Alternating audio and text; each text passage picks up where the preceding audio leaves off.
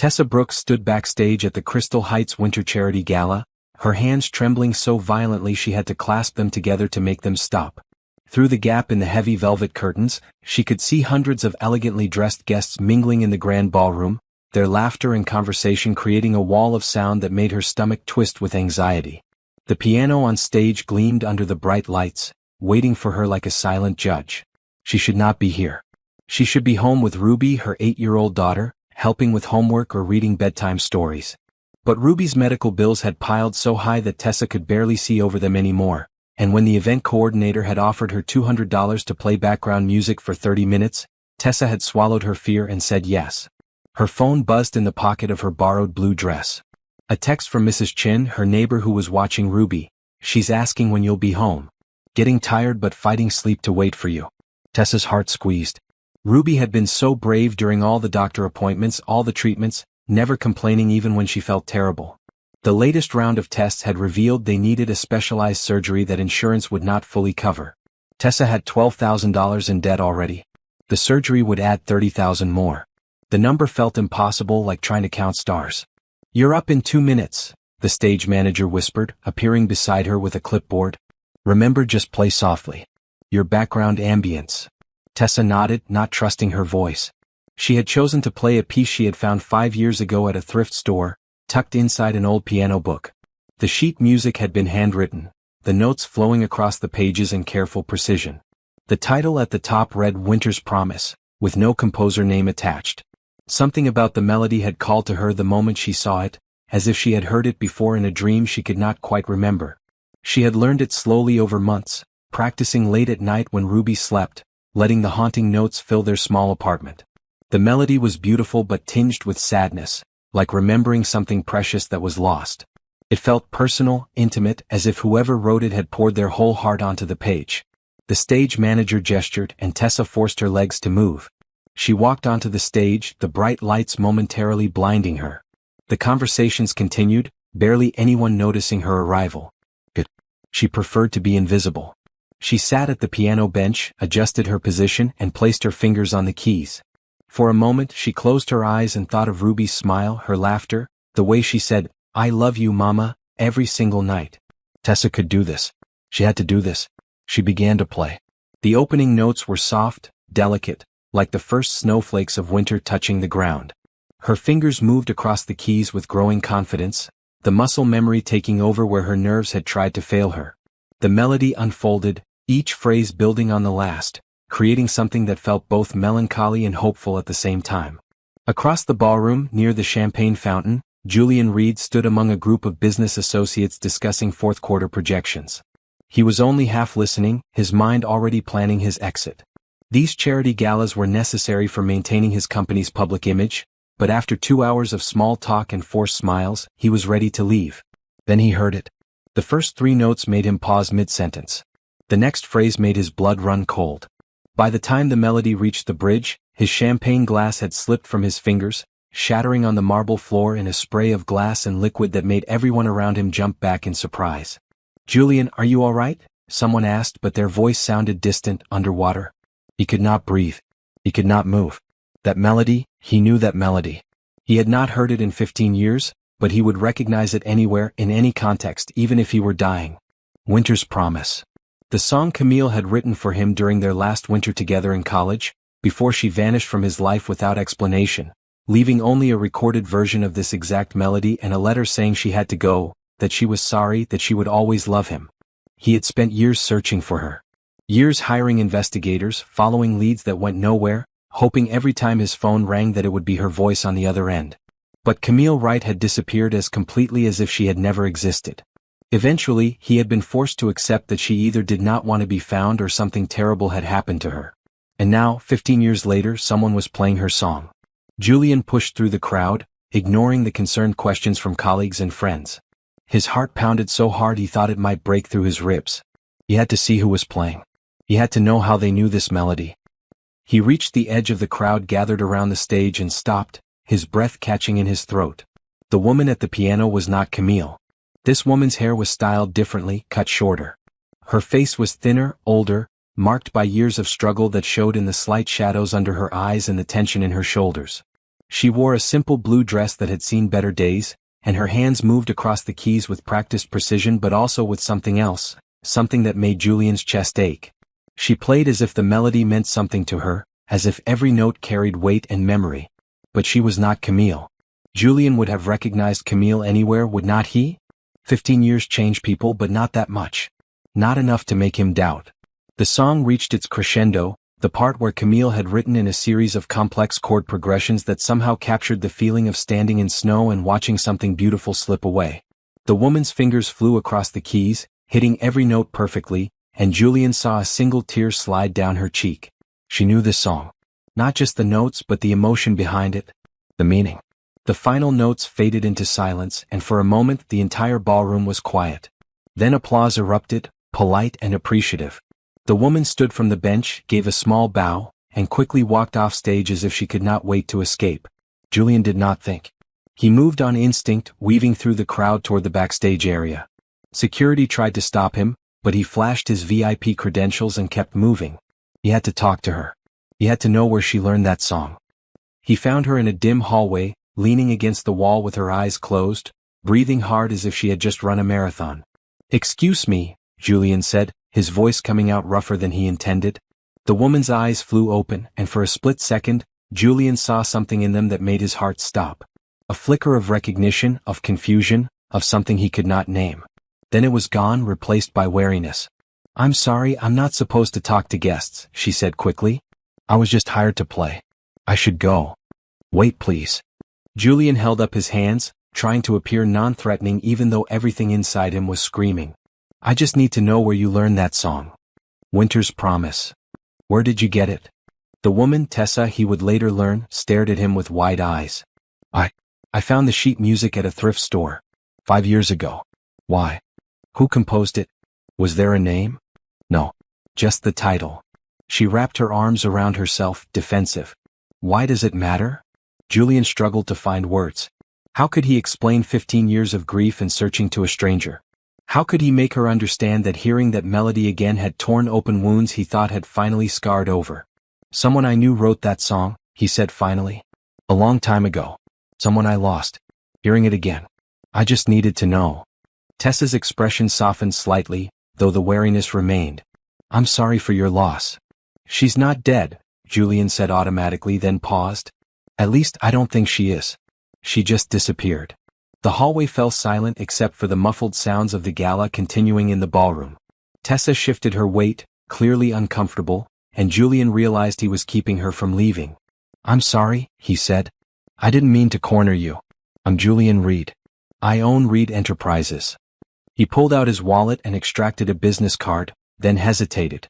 This woman clearly needed money if she was taking gig work at charity events.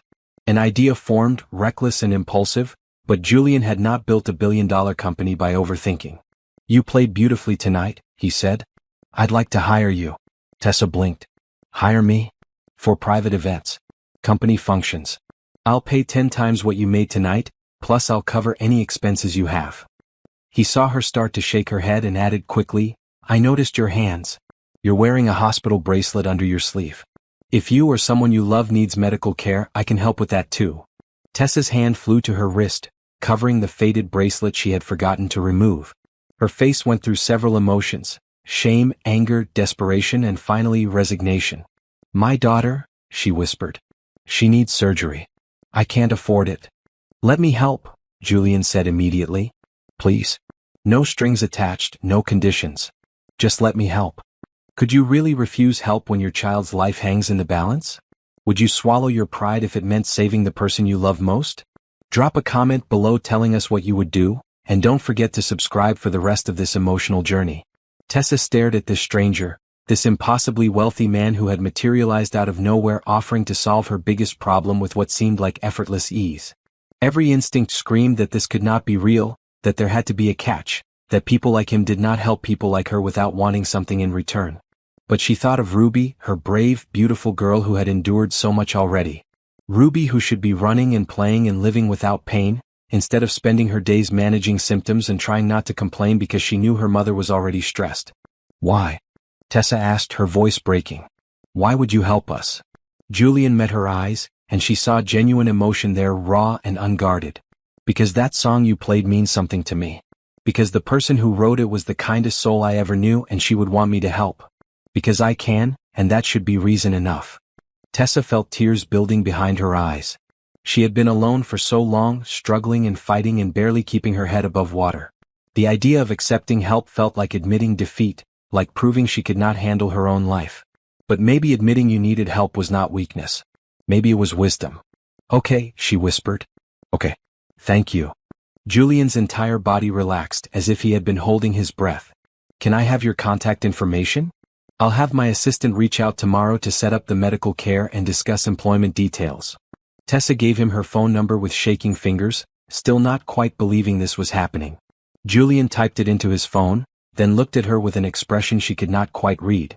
What's your name? He asked. Tessa Brooks.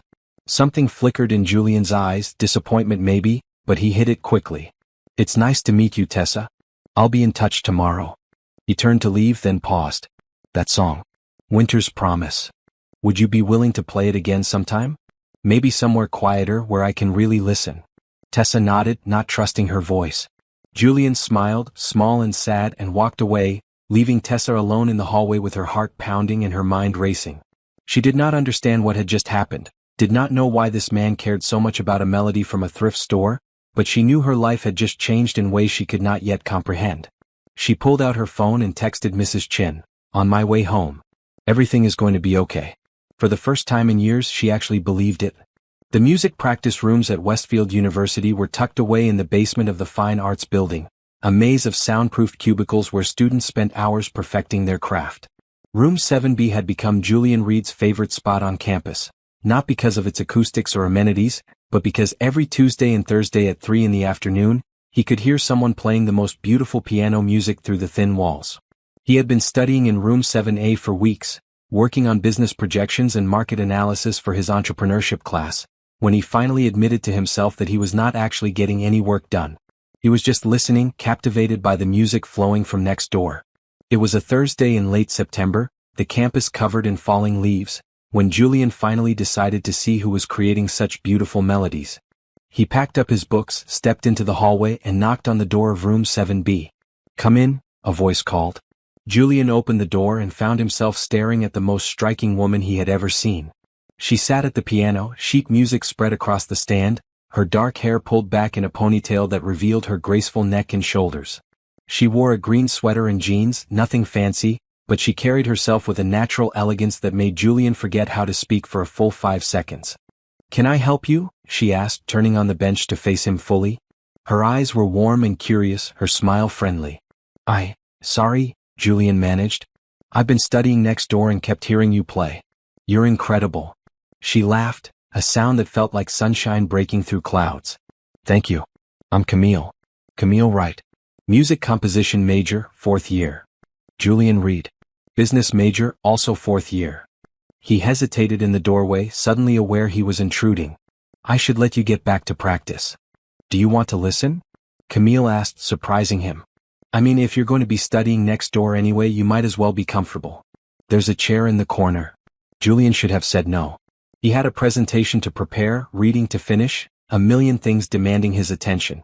Instead he said, "I'd like that," and stepped inside. That afternoon became a pattern. Julian would study in Room 7B while Camille composed and practiced, and somehow they both got more work done than they ever had alone. Between songs they talked. Camille told him about growing up with a single mother who worked 3 jobs to pay for piano lessons. Julian shared his dreams of starting his own company, of building something that mattered. "What kind of company?" Camille asked one day, her fingers idly playing scales. "I'm not sure yet," Julian admitted. "Something in technology maybe? Or consulting. I just know I want to create jobs, help people build better lives." Camille smiled at him, and Julian felt his heart do something complicated in his chest.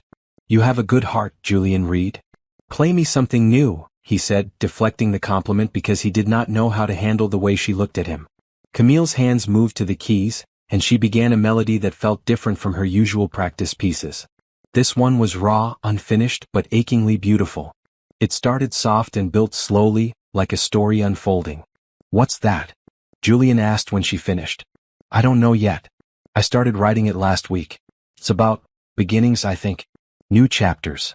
Hope. She glanced at him, and something in her expression made Julian's breath catch. Meeting people who change your perspective. By October, they were spending every afternoon together. By November, Julian had admitted to himself that he was falling in love. By December, when the campus was covered in the first snow of winter, he finally found the courage to tell her. They had been walking back from the library, their breath fogging in the cold air, when Julian stopped under a streetlight. "Camille, I need to tell you something." She turned to face him, snowflakes catching in her hair. "Okay." "I'm in love with you," Julian said, the words coming out in a rush. "I have been since that first day in the practice room. I know we're both busy and graduation is coming and the future is uncertain, but I needed you to know. You're the most amazing person I've ever met." Camille stared at him for a long moment and Julian's heart sank. He had misread everything. She was going to let him down gently, tell him she only wanted to be friends. Then she smiled, bright and genuine, and said, "I'm in love with you too."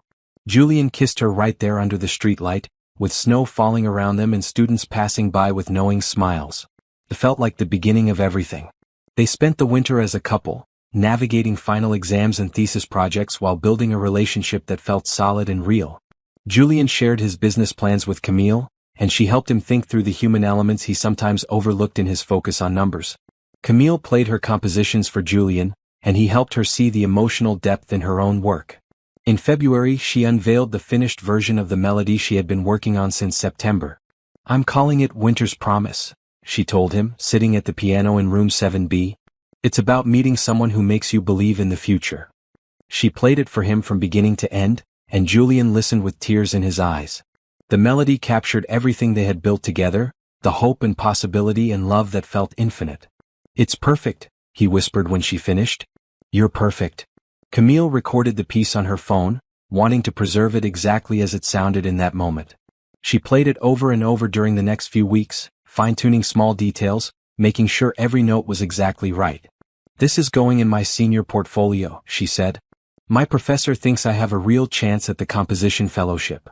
Julian had no doubt she would get it. Camille's talent was undeniable, her work ethic unmatched. They talked about the future constantly, making plans for after graduation. Julian wanted to start his company in Boston. Camille hoped to work with a music education nonprofit while composing on the side. They would get a small apartment, adopt a cat, build a life together. It was all planned out, all perfect until the phone call. It came on a Tuesday in March, during their usual afternoon in the practice room. Camille's phone rang and she glanced at the screen with a frown. "It's the hospital near my hometown," she said, confusion evident in her voice. "Hello." Julian watched her face change as she listened to whoever was on the other end. The color drained from her cheeks. Her hand started shaking so badly she nearly dropped the phone. "What?" she whispered. No, that's not, when." She listened for another minute, then ended the call and sat down hard on the piano bench, staring at nothing. "Camille, what happened?" Julian asked, kneeling beside her.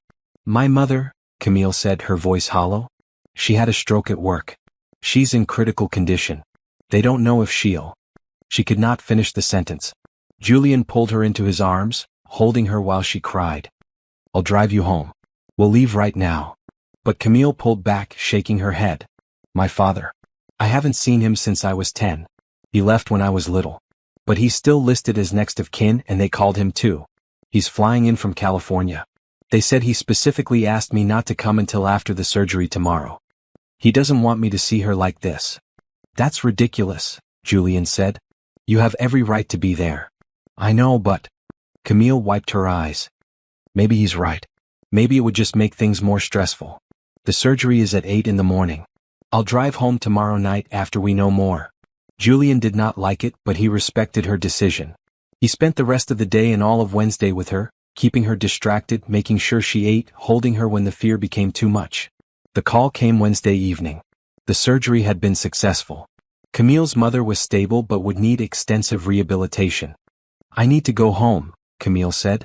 "I need to help her recover. She's done everything for me and now I need to be there." "Of course," Julian said. "I'll come with you. We'll figure it out together." But Camille shook her head. "You have your thesis presentation next week. The investors are coming to hear your business pitch. You can't miss that, Julian. Your whole future depends on it. You're more important than any presentation." "No." Camille took his hands, her expression fierce. Don't give up your dreams for this. I'll be back in a few weeks once I know she's stable. We'll pick up right where we left off. Julian wanted to argue, but Camille had already made up her mind. She packed her bags Thursday morning, kissed him goodbye and promised to call every day. I love you, she said. This is just temporary. A few weeks at most. I love you too, Julian replied. Drive safe. He watched her car disappear down the street, already missing her, but confident that she would be back soon. They had plans. They had a future. He did not know it would be the last time he would ever see her. Tessa stood in the lobby of Reed Enterprises, feeling completely out of place in her worn jacket and patched jeans. The building was all glass and steel, modern and imposing, with sleek furniture and abstract art on the walls. Everyone who passed her looked polished and professional, moving with the confidence of people who belonged. She had received a call that morning from Julian's assistant, a brisk woman named Patricia who had scheduled her for an 11 o'clock meeting. Patricia had arranged for Ruby's medical evaluations to begin that afternoon at one of the best children's hospitals in the city, and Tessa had spent the morning crying in her bathroom out of sheer relief and disbelief. Now she was here, about to meet with the man who had offered to change her life, and she had no idea what to expect. Ms. Brooks? The receptionist smiled at her. Mr. Reed will see you now. Take the elevator to the 30th floor. Tessa's stomach churned as the elevator rose, carrying her higher and higher until the doors opened onto a bright, spacious office floor. Floor-to-ceiling windows offered stunning views of the city below. Patricia met her at the elevator, professional but kind. Right this way, Ms. Brooks. Mr. Reed is expecting you. She led Tessa down a hallway to a corner office that was somehow both impressive and comfortable. The walls were lined with bookshelves, and the desk was covered with neat stacks of documents. Julian stood by the window looking out at the city but turned when they entered. Tessa, thank you for coming. He smiled, and Tessa noticed he looked tired, as if he had not slept well. Please sit down. Patricia left, closing the door behind her. Tessa sat in one of the leather chairs facing Julian's desk, folding her hands in her lap to keep them from fidgeting. I've arranged for your daughter to see Dr. Sarah Mitchell this afternoon, Julian said, sitting across from her. She's one of the top pediatric specialists in the country. Whatever Ruby needs, Dr. Mitchell and her team will handle it. All costs covered. Tessa felt her eyes burn with tears. I don't know how to thank you. You don't have to thank me. Julian leaned forward, his expression earnest. I meant what I said last night. I want to help. But why? The question burst out of her before she could stop it. You don't know me. You don't owe me anything. I can't understand why you would do this. Julian was quiet for a moment, choosing his words carefully. The song you played last night, Winter's Promise, it was written by someone I loved very much. Someone I lost 15 years ago.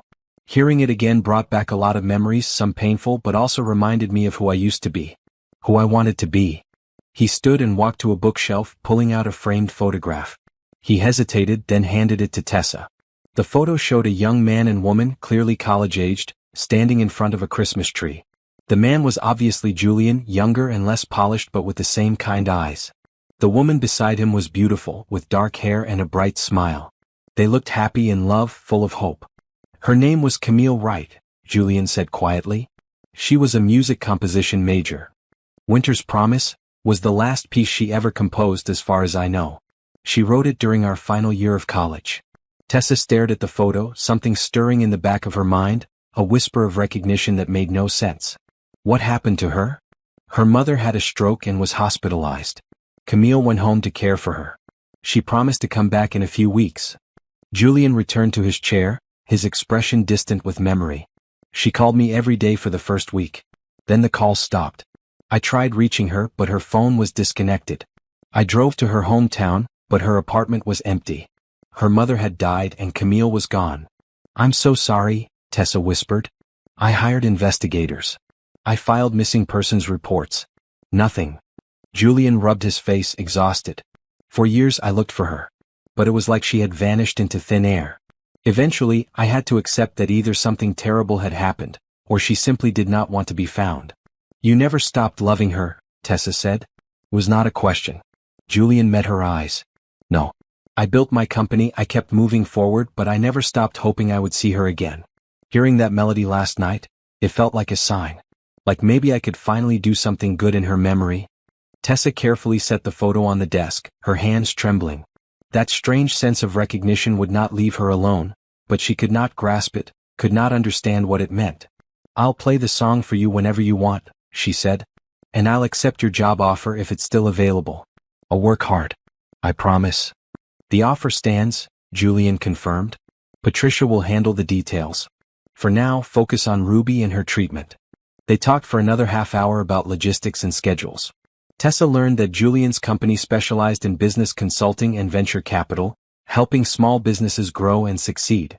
He was genuinely proud of the work they did, the lives they impacted. When Tessa finally left his office, her head was spinning.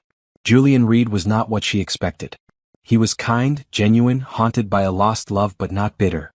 He had offered help without strings, without demands, and she found herself trusting him in a way that should have been impossible after knowing him for less than 24 hours. She picked up Ruby from Mrs. Chen's apartment and took her to the hospital for the evaluation. Dr. Mitchell was warm and thorough, explaining every test and procedure in language Ruby could understand. By the end of the afternoon, they had a comprehensive treatment plan that would require surgery followed by several months of therapy. "The prognosis is excellent," Dr. Mitchell said with a smile. "Ruby should make a full recovery." Tessa cried again right there in the doctor's office, while Ruby hugged her tight and whispered, "It's okay, Mama. Everything is okay now." That evening, Tessa sat at their apartment's small electric keyboard, the sheet music for Winter's Promise, spread in front of her. She played it slowly, thinking about Julian's story, about the mysterious Camille who had written such a beautiful piece and then disappeared. The melody felt different now that she knew its history. Each note carried weight, meaning loss. Tessa played the bridge section, where the music shifted from hopeful to melancholy, and felt that strange whisper of recognition again. Why did this song feel familiar? She had only learned it 5 years ago from sheet music in a thrift store. But sometimes, when she played it, she felt like she was remembering something rather than creating something. Like the melody existed in her bones, written there long before she ever touched the keys. Tessa shook off the strange feeling and kept playing. Probably just her imagination, running wild after an emotional 2 days. She had no connection to Julian's lost love, no mysterious past. She was just a single mother who had gotten incredibly lucky. Nothing more. 2 weeks after their first meeting, Julian invited Tessa to dinner at a restaurant called Luminaire, a bright and elegant establishment with white tablecloths and crystal chandeliers. Tessa had protested that she had nothing appropriate to wear, and Julian had sent Patricia with a beautiful red dress that fit perfectly. "You didn't have to do this," Tessa said as they were seated at a corner table with a view of the city lights. "I know," Julian replied. "But I wanted to talk more about the music. About Camille. If that's all right with you." Tessa nodded, curious despite herself. Over the past 2 weeks, she had seen Julian 3 times when he checked on Ruby's progress at the hospital. He had been kind and attentive, bringing Ruby books and small toys, making her laugh with silly stories about business meetings gone wrong. Ruby adored him, and Tessa had found herself looking forward to his visits more than she wanted to admit. They ordered their meals, and then Julian leaned back in his chair, his expression thoughtful. "Tell me about yourself," he said. "How did you end up in the city? Do you have family here?" Tessa wrapped her hands around her water glass, the familiar discomfort of this question settling over her. "I don't really have family. I don't remember them anyway." Julian's eyebrows rose. "You don't remember them?" "I was in a car accident 12 years ago," Tessa explained, the words coming easier than they usually did. "I don't know why, but talking to Julian felt safe. I was in a coma for 3 weeks. When I woke up, I had no memory of anything before the accident. No identification, no one came looking for me. The hospital staff called me Tessa because I was wearing a charm bracelet with that name engraved on it, and Brooks because the nurse who found me was named Brooks and felt sorry for me." Julian's face had gone very still. "You have amnesia." "Complete retrograde amnesia for everything before the accident," Tessa confirmed. "I've tried over the years to recover memories or find information about my past, but nothing ever came of it. Eventually, I accepted that whoever I was before is just gone." "How old were you when the accident happened?" "The doctors estimated I was in my early 20s. I'm 34 now, so I would have been about 22. Julian's hands tightened on his napkin. "Where did the accident happen?" "A small town called Meadowbrook about 2 hours from here." Tessa frowned at Julian's reaction. "What? Is something wrong?" Julian looked like he was trying very hard to keep his composure. "Camille's mother lived in Meadowbrook. That's where Camille went when her mother got sick. The words hung in the air between them, heavy with implication. Tessa felt her heart start to race, but she forced herself to think logically. That's a coincidence, she said, though her voice sounded uncertain even to her own ears. Meadowbrook is not that small. Thousands of people live there. What month did your accident happen? March 23rd, 12 years ago. Julian pulled out his phone with shaking hands, scrolling through something. Camille disappeared in late March, 15 years ago. He looked up at Tessa, and his eyes were filled with desperate hope. Could you be older than you think? Could the doctors have been wrong? Tessa could not finish the sentence. The room felt like it was spinning. No, this is crazy. I'm not her. I don't look like her. But even as she said it, she thought of the photograph Julian had shown her. The woman in that photo had similar features, similar eyes. Older now, worn down by struggle, but maybe, possibly. I need to see that photo again, Tessa whispered. Julian pulled out his phone and brought up a digital copy. He enlarged it and handed the phone across the table. Tessa stared at the image, at Camille's smile and the way she leaned into Julian's embrace. I don't remember this, Tessa said, but her voice cracked. I would remember being in love. I would remember you. Not if the amnesia was severe enough, Julian said carefully. Tessa, I'm not trying to convince you of something that is not true. But the coincidences are adding up. The location, the timing, the music. The music, Tessa repeated. She set down the phone and looked at Julian. I found the sheet music in a thrift store in Meadowbrook. 5 years ago, I went back there to see if anything would trigger memories. I was browsing in this little shop, and the music was just sitting in a box of old books. I bought it on impulse. What if it was your music? Julian asked. What if you were drawn to it because some part of you remembered writing it? Tessa pressed her hands to her temples, trying to think through the implications. If I am Camille, then why wouldn't I have been reported missing? Why wouldn't someone have identified me in the hospital? I don't know, Julian admitted. But I'm going to find out. Will you let me have your hospital records from the accident? And maybe a DNA sample? I can compare it to anything I might still have from Camille. Tessa should have said no. This was all too much, too fast, too impossible. But that strange whisper of recognition she had felt before was growing stronger, turning into a persistent nagging that something about all of this was true. Okay, she said.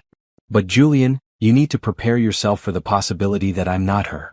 That this is all just a series of strange coincidences. I know, Julian said, but Tessa could see in his eyes that he had already let himself hope.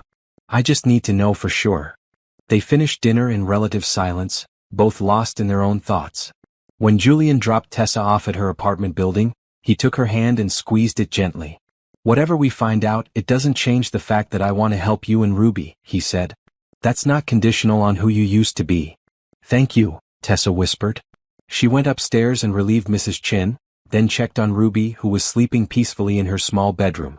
Tessa stood in the doorway for a long time, watching her daughter breathe, thinking about the possibility that her entire understanding of herself might be wrong. If she was Camille right, then she had a whole life before the accident. Parents, maybe siblings, friends, a career. And Julian. She had loved Julian and left him without explanation. Tessa pulled out her phone and looked at the photo Julian had sent her. She zoomed in on Camille's face, searching for herself in those features. The nose was the same. The shape of the jaw. The eyes, though older and sadder now, still had the same depth. Who are you? Tessa whispered to the image. She did not sleep that night. She lay in bed staring at the ceiling, feeling like she was standing on the edge of a cliff, about to step off into nothing. Julian hired the best private investigator in the city, a woman named Rachel Park who specialized in cold cases and missing persons. Within a week, Rachel had obtained Tessa's hospital records from 12 years ago and had begun the painstaking process of cross-referencing them with everything known about Camille's disappearance. Julian met with Rachel in his office on a gray Monday morning, anxious for any news. The timing aligns perfectly, Rachel said, spreading documents across his desk. Camille's last confirmed contact with anyone was March 20th, 15 years ago. She called her roommate and said she was staying in Meadowbrook to care for her mother. 3 days later, on March 23rd, a young woman matching Camille's description was brought into Meadowbrook General Hospital after a severe car accident. Julian's heart pounded. It's her. Probably, but we need more confirmation. The accident victim had no identification. The car she was driving had been reported stolen 2 days earlier from a parking lot in Meadowbrook. The police assumed she was a transient or runaway. Where was the accident? Rural highway on the outskirts of town. Single vehicle crash. The car hit a tree at high speed. The victims suffered severe head trauma, broken ribs, and internal injuries. Rachel looked up from her notes. She was lucky to survive it all. Julian thought of Tessa, of everything she had endured. What about Camille's mother? What happened to her? Rachel's expression turned grim. Camille's mother, Susan Wright, had a stroke on March 18th. She underwent surgery the next day and was recovering well. But on March 22nd, she had a second stroke and died. The day before the accident, Julian whispered. Yes. And here's where it gets interesting. Rachel pulled out another document. Susan Wright's funeral was held on March 25th. The funeral home records show that her daughter Camille was listed as next of kin, but she never showed up. In fact, there's no record of anyone named Camille Wright attending or being involved in any of the arrangements. Because she was in a coma, Julian said. That's my theory. But here's another complication. Rachel pointed to a name in the document. Susan's ex-husband, Thomas Wright, handled all the funeral arrangements. He also had Susan's apartment cleaned out within a week of her death. Everything was either sold or thrown away. Julian felt sick. He erased all evidence of Camille's existence. It looks that way. I've been trying to contact Thomas Wright, but he passed away 8 years ago. Heart attack. He had no other children, no living relatives that I can find. So when Camille woke up from the coma with amnesia, there was no one left who could identify her, Julian said slowly. Her mother was dead, her father was gone, and he had already gotten rid of all her belongings. She became a ghost. Rachel nodded. The hospital kept her for 2 months after she woke up, trying to find her identity or any family. When nothing turned up, she was transferred to state care and eventually placed in transitional housing. She aged out of the system at 25 and has been on her own ever since. Julian stood and walked to the window, his mind racing. All those years he had searched for Camille, she had been lost in a broken system, struggling alone with no memory of who she was. If he had just looked harder, searched longer, maybe he could have found her. Don't do that, Rachel said, reading his expression. You couldn't have known. The hospital listed her as Jane Doe, and by the time she was transferred to state care, she had been assigned the name Tessa Brooks. There was no connection to Camille Wright in any database. I need DNA confirmation, Julian said. Is there any way to get Camille's DNA? I've been working on that. Camille rented an apartment near campus her senior year. I contacted the current landlord, and they still have some items in storage from tenants who left things behind. There's a box labeled with Camille's name. I'm having it shipped here. How long? 2 days. Julian nodded, trying to be patient. What about Ruby? Has Tessa ever mentioned Ruby's father? I asked Tessa about that yesterday, Rachel said. She said Ruby was born about 4 years after the accident. She doesn't remember the father. Her memories start with waking up in the hospital and everything after that is clear, but those first few years were chaotic. She was dealing with trauma, trying to figure out who she was. She had a brief relationship that resulted in Ruby, but the father was not involved. Julian's jaw tightened. He hated thinking of Tessa, possibly Camille, alone and vulnerable during those years. Keep digging, he said. I need to know everything. Rachel left, and Julian sat alone in his office, staring at the photo of Camille on his phone. If Tessa was Camille, then the woman he loved had been alive all this time, suffering and struggling while he built his empire. The guilt was overwhelming. He called Tessa that afternoon. How are you? He asked when she answered. Overwhelmed, Tessa admitted. Ruby's surgery is scheduled for next week. I should be focused on that, but all I can think about is this investigation. Julian, what if I am her? What if my whole life is a lie? Your life with Ruby is not a lie, Julian said firmly. Whatever we discover about your past, it doesn't erase the person you've become. You're an amazing mother, a talented musician, a survivor. That's real. He heard her take a shaky breath. Thank you. I needed to hear that. Do you want to come to dinner tomorrow? You, me, and Ruby. Somewhere casual, kid-friendly. I think we could all use something normal. That sounds perfect, Tessa said, and Julian could hear the smile in her voice. They ended the call, and Julian allowed himself a moment of hope. Whether Tessa was Camille or not, he knew one thing for certain. He was falling in love with her. Not with the memory of who she might have been, but with the person she was now. Strong, resilient, kind despite everything life had thrown at her. If she was Camille, it would be a miracle. But even if she was not, Julian realized he did not want to lose her. The DNA results came back on a Thursday afternoon. Rachel called Julian immediately, her voice tight with emotion. "It's a match," she said. "Tessa Brooks is Camille Wright. There's no doubt." Julian sat down hard in his desk chair, his entire body shaking. 15 years. 15 years of searching, grieving, hoping, and all along Camille had been alive. Lost but alive. "I need to tell her," he said. "Does she know you took the sample?" "Yes. I explained we were testing against items from Camille's apartment. She signed all the consent forms." Rachel paused. "Julian, she needs to hear this from you. And she needs support. Finding out your entire identity is different from what you thought. It's traumatic." "I know. I'll go to her now." Julian left the office immediately, not bothering to tell Patricia where he was going. He drove to Tessa's apartment building, his mind racing with everything he wanted to say, everything he needed to explain. He knocked on her door and she answered with Ruby at her side. The girl wore a green shirt with a cartoon character on it, her face bright and happy. "Mr. Reed," Ruby exclaimed. "Did you come to see my drawings? I made one of you." Julian managed a smile despite the turmoil in his chest. "I'd love to see it. But first, I need to talk to your mom about something important. Maybe you could show me the drawing after?" Ruby looked between them, her child's intuition picking up on the tension. "Is something wrong?" "Everything is okay, sweetie," Tessa said, though her face had gone pale. She had seen Julian's expression and knew what it meant. "Why don't you play in your room for a little bit?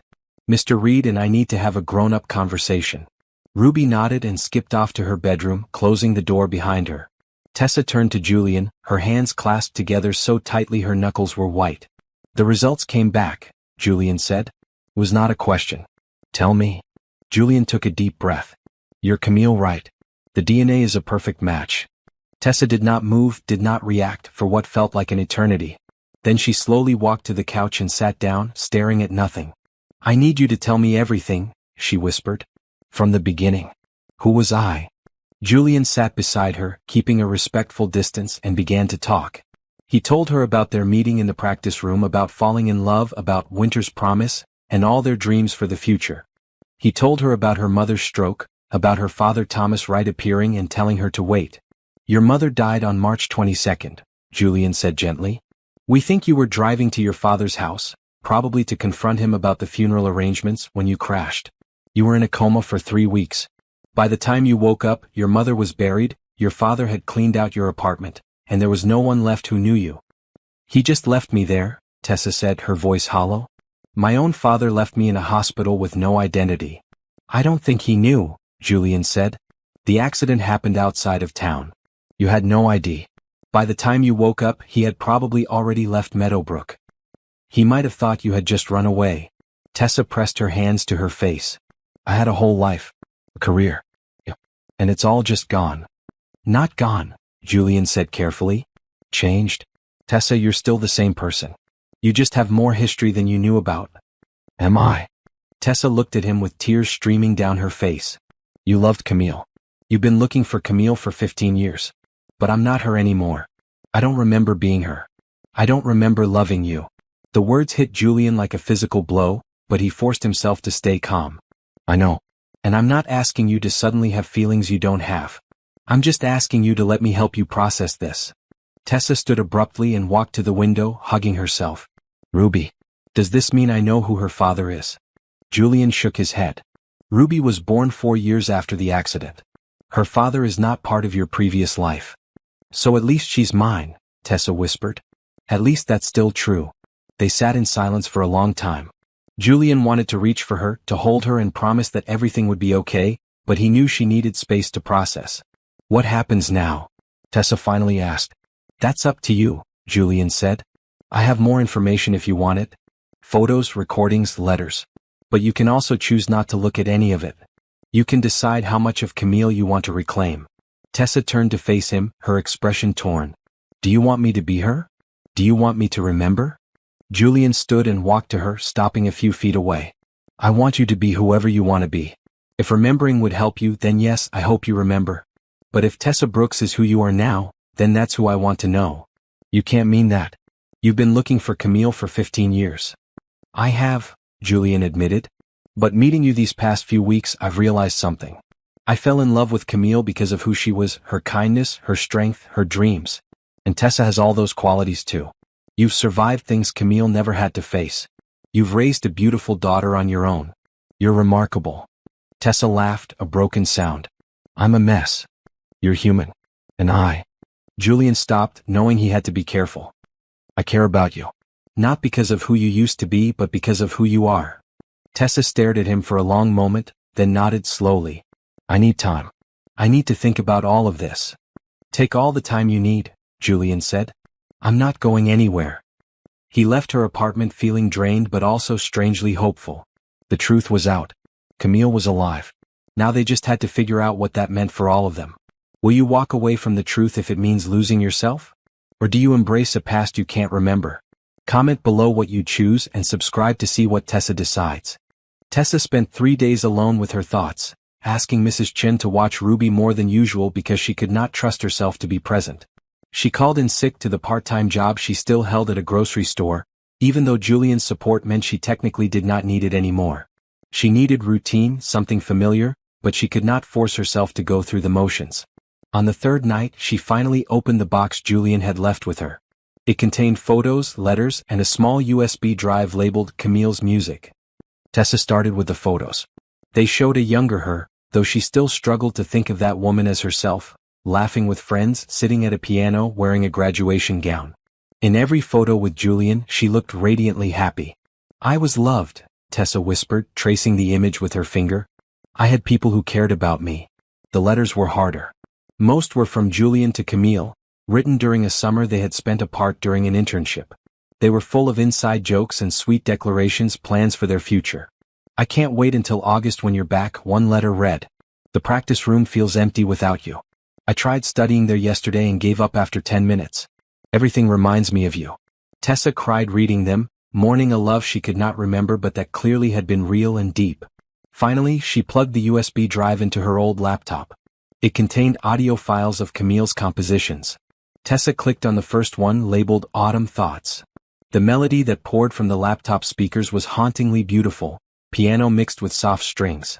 It was accomplished, professional, the work of someone with real talent. Tessa listened to file after file, hearing versions of herself that felt like a stranger.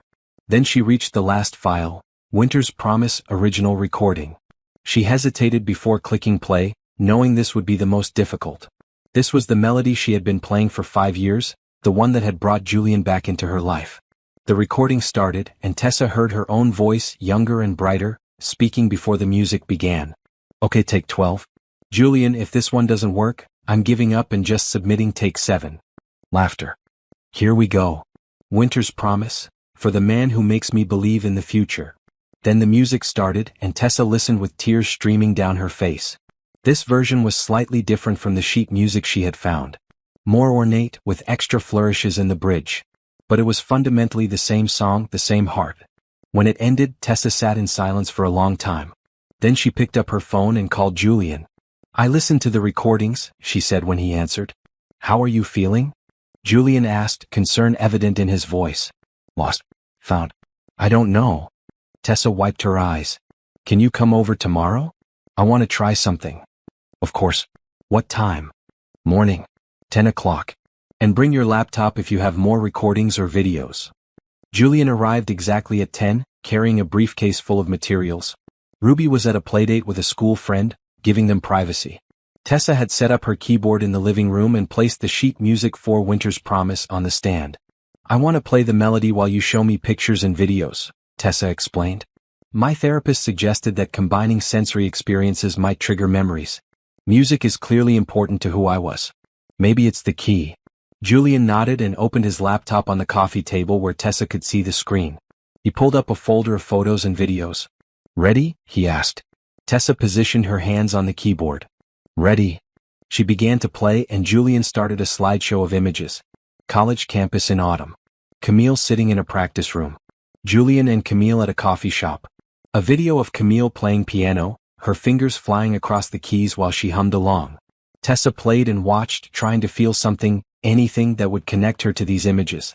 Her fingers moved automatically through the familiar melody while her eyes tracked the stranger who was supposed to be her. Then Julian played a video that made Tessa's hands falter on the keys. It showed Camille and Julian in what looked like a dorm room, decorating a small Christmas tree. They were laughing, teasing each other about ornament placement. Then Julian had surprised Camille with a kiss under makeshift mistletoe, and she had laughed and kissed him back, her joy evident in every line of her body. "I love you," Video Camille said, pulling back to look at Julian. "I love you so much it scares me." "Don't be scared," Video Julian replied. "We're going to have the most amazing future."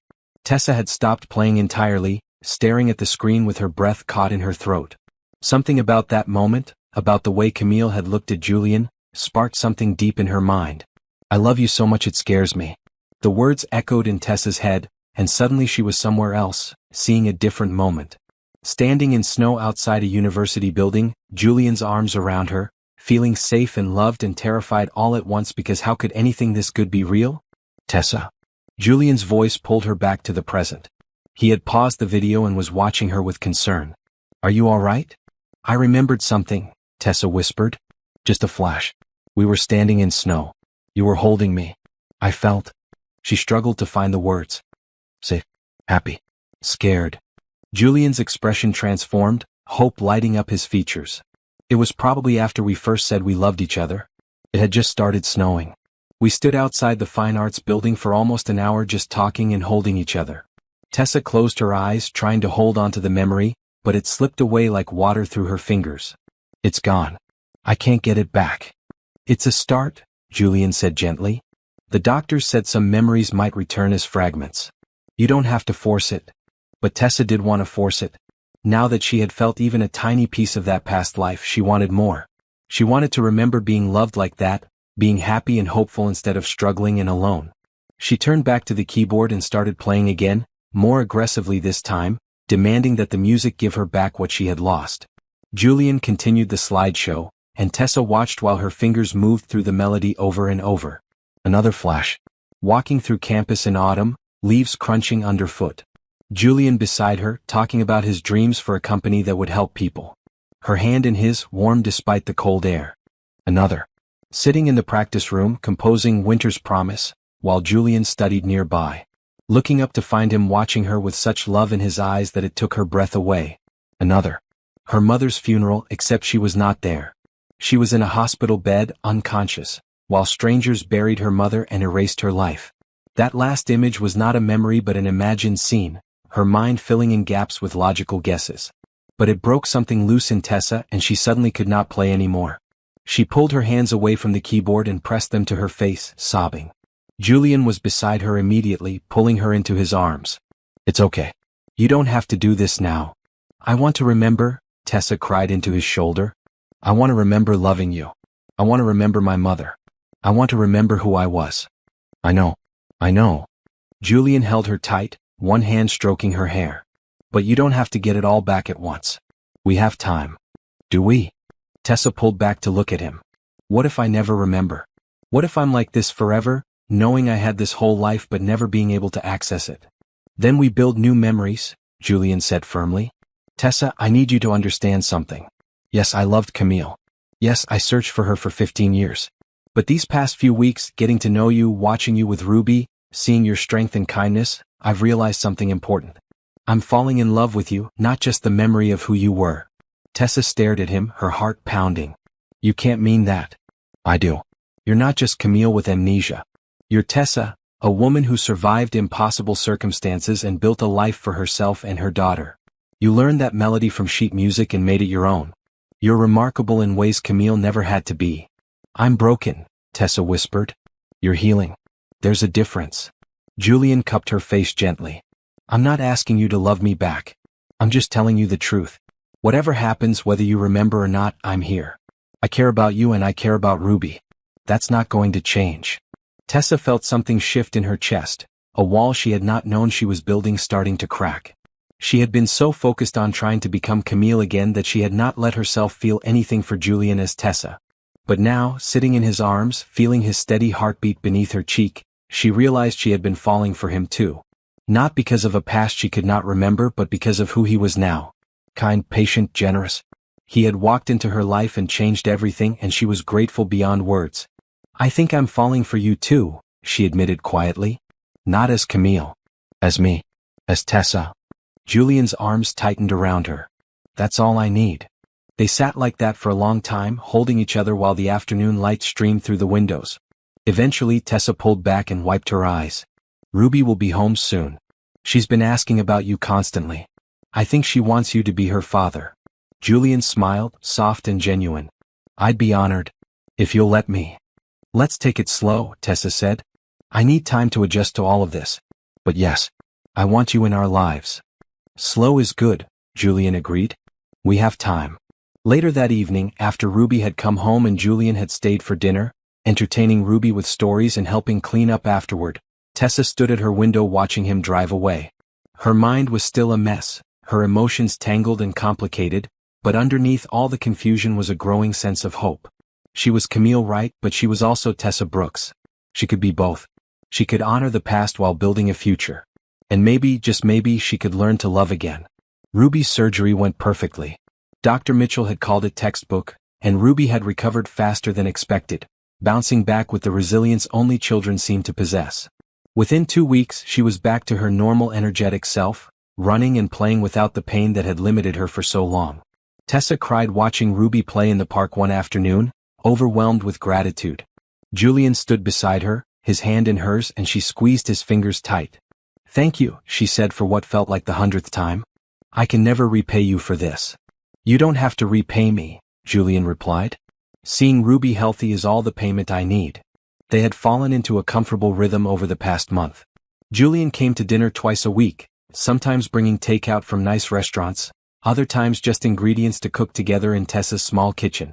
Ruby adored him, following him around and chattering about school and friends and all the things 8-year-olds found important. Tessa had also continued therapy, working with a specialist in trauma and memory recovery. Some sessions brought small fragments of memory back. Others brought nothing.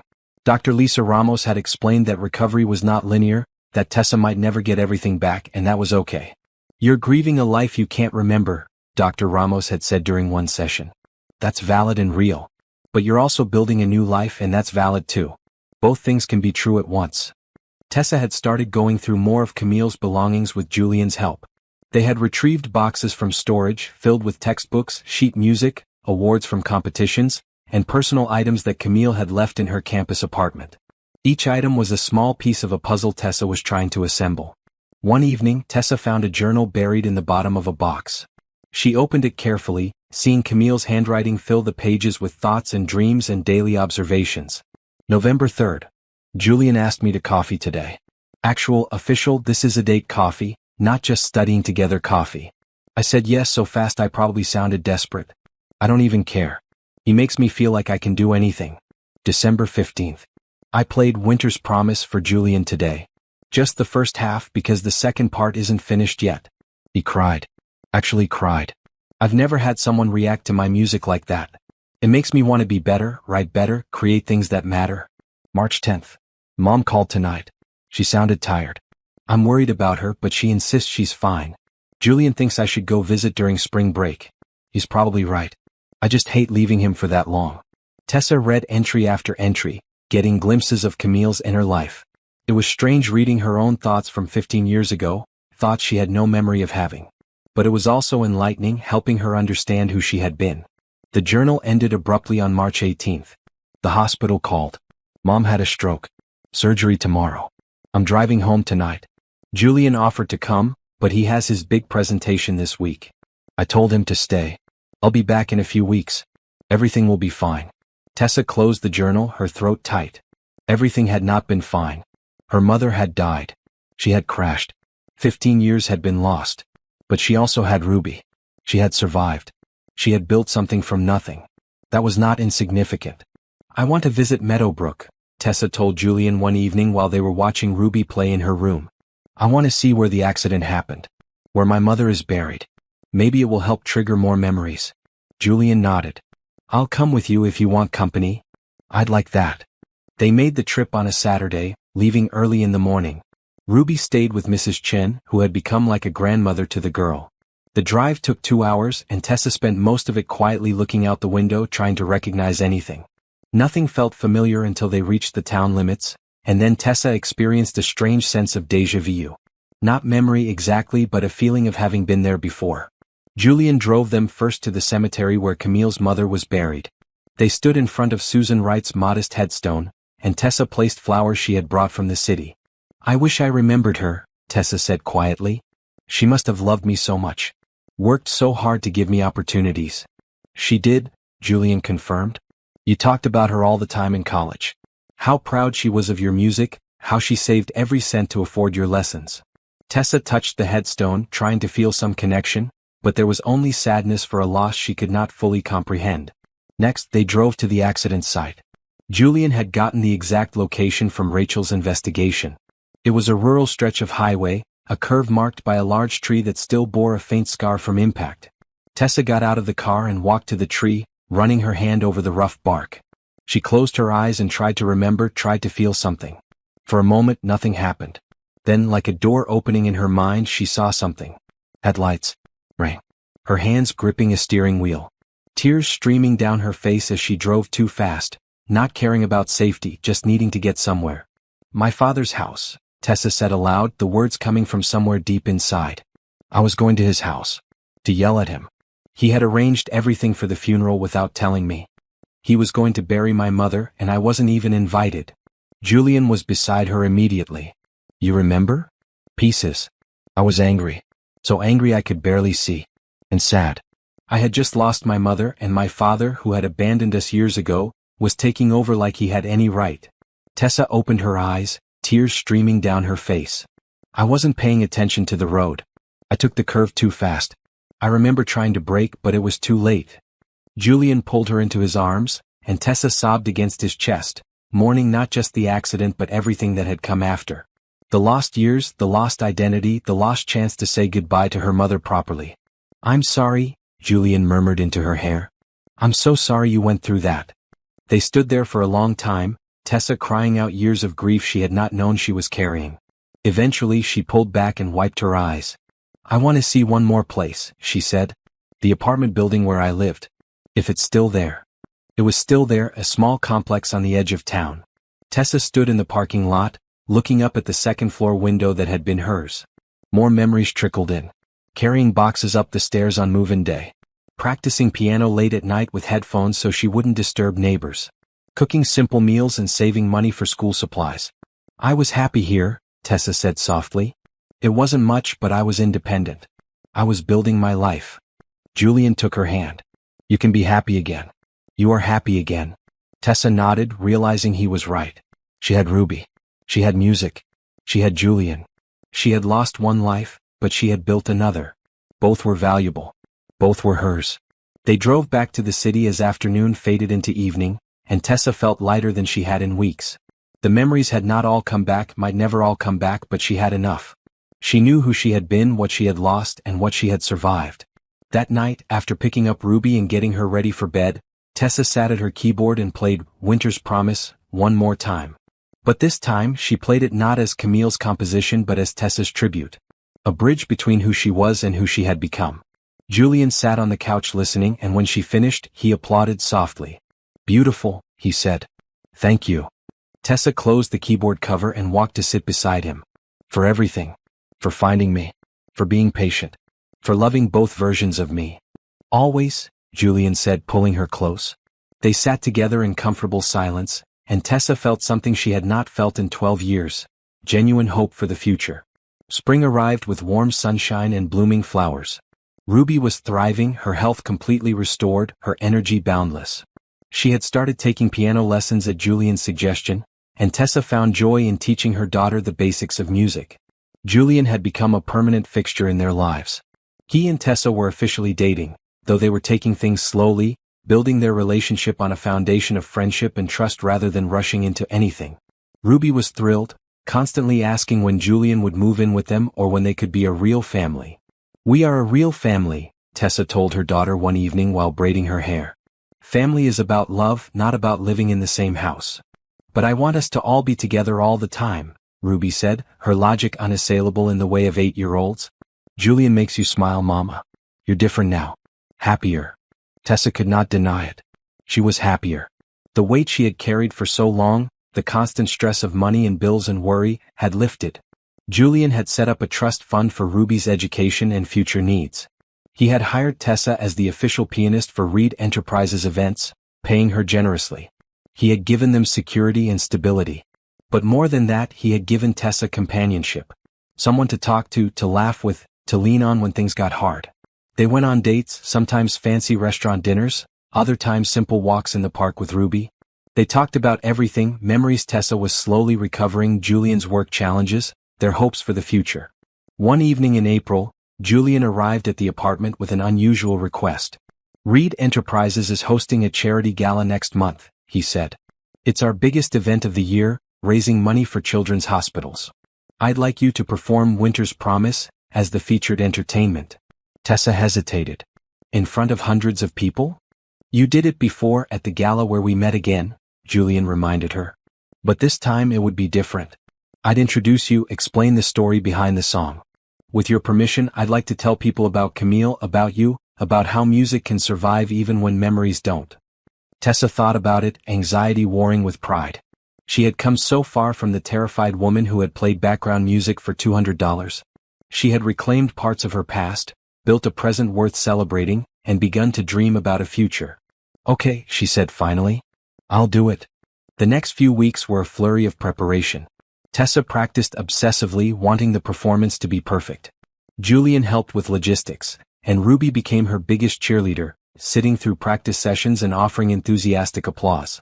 One afternoon, while Julian was visiting and Ruby was doing homework at the kitchen table, the girl looked up suddenly with a serious expression. Julian, can I ask you something? Of course, Julian said, setting down his coffee cup. Ruby chewed her lip, gathering courage. Are you going to marry my mama? Tessa choked on her tea, coughing. Ruby, that's a very personal question. I just want to know, Ruby said stubbornly. Because if you are, I think you should do it soon. Mama's birthday is next month and it would be the best present ever.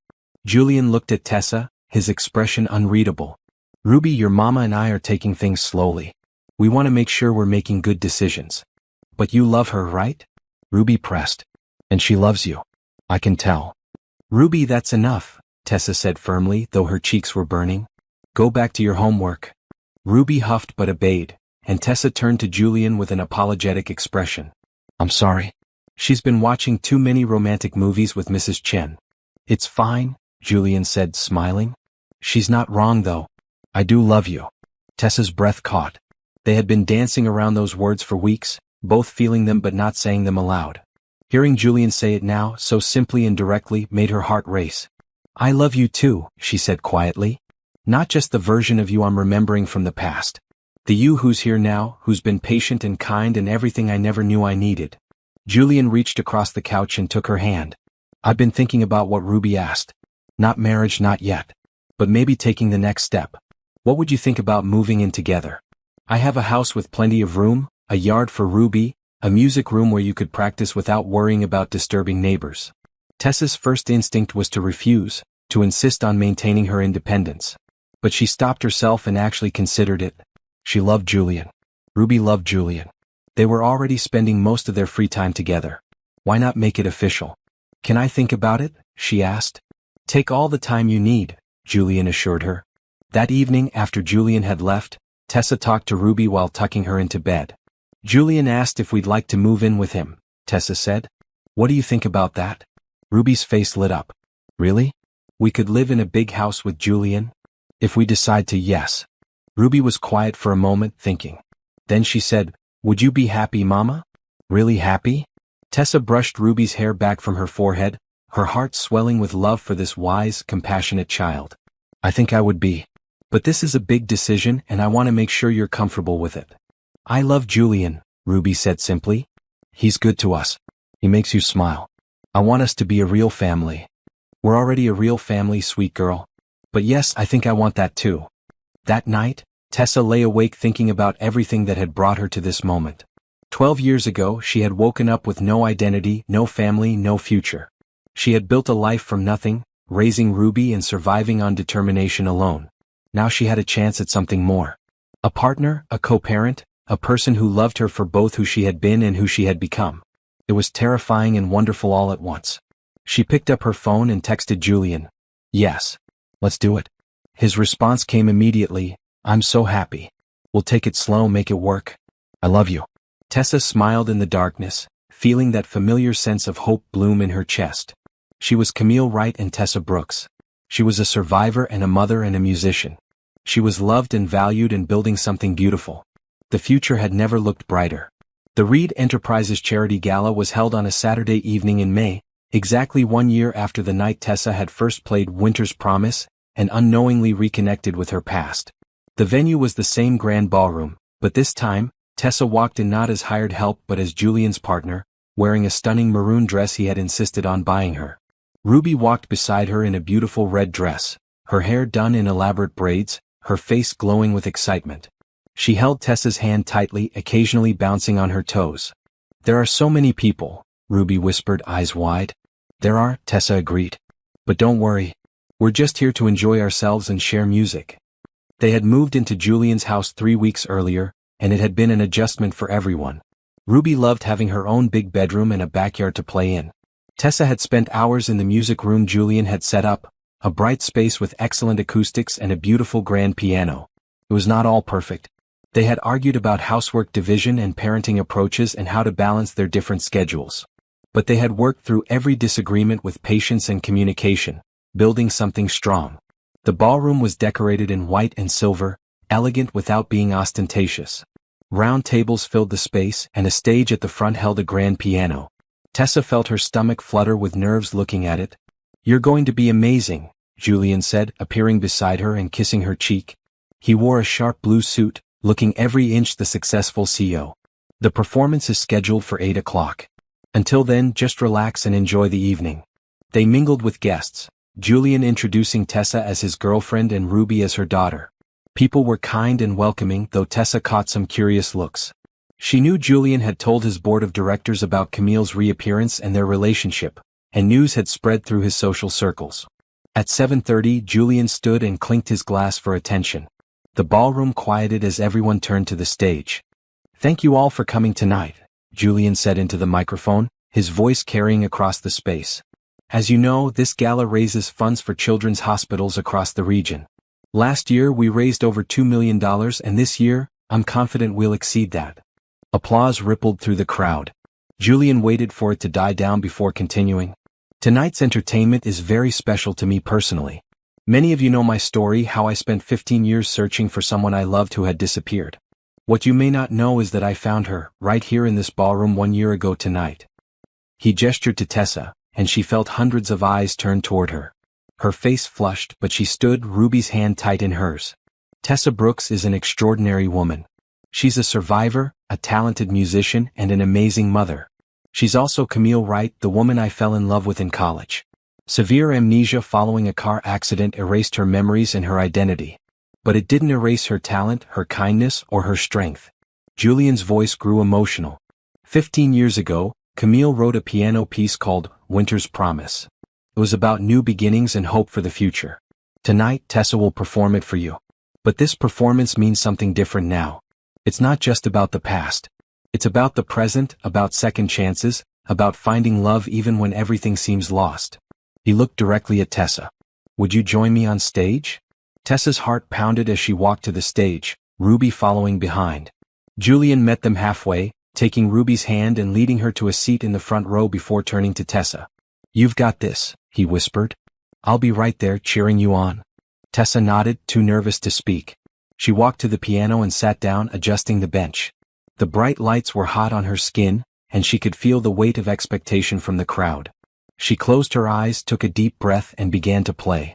The opening notes were soft, tentative, like the first steps on an uncertain journey. Her fingers moved across the keys, muscle memory taking over where conscious thought failed.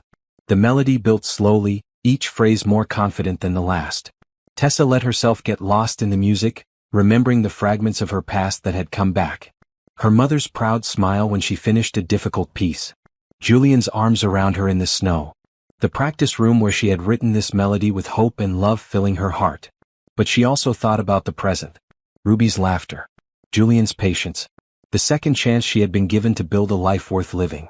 The music swelled to its crescendo, the complex chord progressions that captured longing and loss and the bittersweet nature of memory. Tessa played with everything she had, pouring all her emotion into the keys. Then came the resolution, the final section where the melody transformed from melancholy to hopeful. This was the part Tessa had added in the past few weeks, extending the piece to give it a proper ending.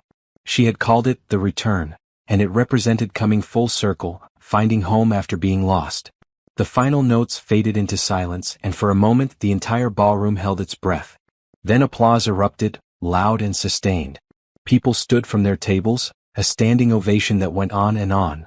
Tessa stood from the piano bench, tears streaming down her face. She looked for Ruby and found her daughter on her feet, clapping wildly with the biggest smile. And there was Julian, walking onto the stage with flowers in his hand and an expression that made Tessa's heart stop.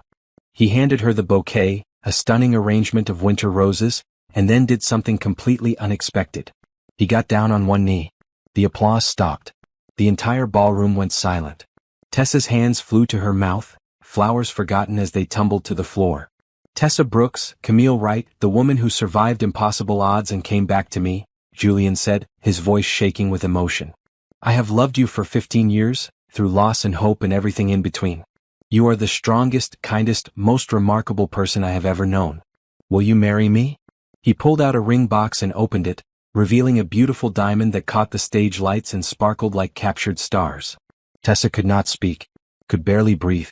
She looked at Julian's hopeful, nervous face, then at Ruby who was bouncing in her seat with excitement, then back to Julian. Yes, she finally managed, the word coming out as a sob. Yes, I'll marry you. Julian stood and slipped the ring onto her finger, and then he was kissing her while the ballroom erupted in cheers and applause. Tessa kissed him back, tasting tears, hers and his, feeling like her heart might burst with joy. When they finally broke apart, Julian kept his forehead pressed to hers. I love you, he whispered. Both versions of you, all of you, forever. I love you too, Tessa replied. Thank you for finding me. Thank you for not giving up. Ruby ran onto the stage and threw herself at them, and they caught her in a three-way hug that felt like the most perfect moment of Tessa's life. The rest of the evening passed in a blur of congratulations and celebration. The gala raised over $3 million. Tessa's performance was called moving and powerful. But all Tessa cared about was the ring on her finger and the family she had finally found. They drove home late that night, Ruby asleep in the back seat. Julian held Tessa's hand, occasionally bringing it to his lips to kiss her knuckles. When should we get married? He asked. Soon, Tessa said. I don't want to wait. We've already waited 15 years. Next month? Perfect. The wedding was held on a Saturday in June, a small ceremony in Julian's backyard with only close friends and family. Ruby served as flower girl, wearing a beautiful blue dress and taking her duties very seriously. Mrs. Chen attended as Tessa's guest of honor, crying happy tears throughout. Tessa wore a simple white dress and carried a bouquet of winter roses. She walked down a makeshift aisle to where Julian stood under an arch covered in flowers, and when he saw her, his face transformed with joy. They exchanged vows they had written themselves. Julian promised to love her through all circumstances, to support her dreams, to be the father Ruby deserved. Tessa promised to build a future with him, to trust him with her heart, to create new memories while honoring the past. When the officiant pronounced them married, Julian kissed her with such tenderness that Tessa felt like she was floating. Ruby cheered loudest of all, running to hug them both. At the reception, Tessa performed one more time. She had written a new piece over the past few weeks, a companion to Winter's Promise. She called it Forever Found, and it captured the joy of second chances, the beauty of love renewed, the hope of a shared future. Julian sat in the front row with Ruby in his lap, both of them watching Tessa play with expressions of pure love. When she finished, Ruby called out, "That's my mama," with such pride that everyone laughed. Later, as the sun set and string lights came on in the yard, Julian and Tessa danced their first dance as husband and wife. Ruby danced nearby with Mrs. Chen, giggling and spinning. "Are you happy?" Julian asked, holding Tessa close. "So happy," Tessa replied. "Happier than I ever thought possible." "Good. Because this is just the beginning. We have our whole lives ahead of us." Tessa looked around at the scene, the people who cared about them, the beautiful evening, the family she had built. She thought about everything she had survived to get to this moment. The accident, the amnesia, the years of struggle, the slow process of recovery and rebuilding. It had all been worth it. Every moment of pain had led to this, to finding her way back to love and hope and home.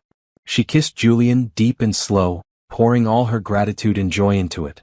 When they pulled apart, he was smiling, his eyes bright with unshed tears. I love you, he said. I love you too, Tessa replied. Forever and always. Ruby ran over and grabbed both their hands. Can we have cake now? They laughed and let Ruby lead them to the dessert table, a family complete and whole, ready to face whatever the future held together. As night fell and stars appeared overhead, Tessa felt a sense of peace settle over her. She was exactly where she was meant to be. The melody of winter's promise had been fulfilled, transformed into something even more beautiful than she could have imagined. This was not the ending. It was a new beginning. And it was perfect,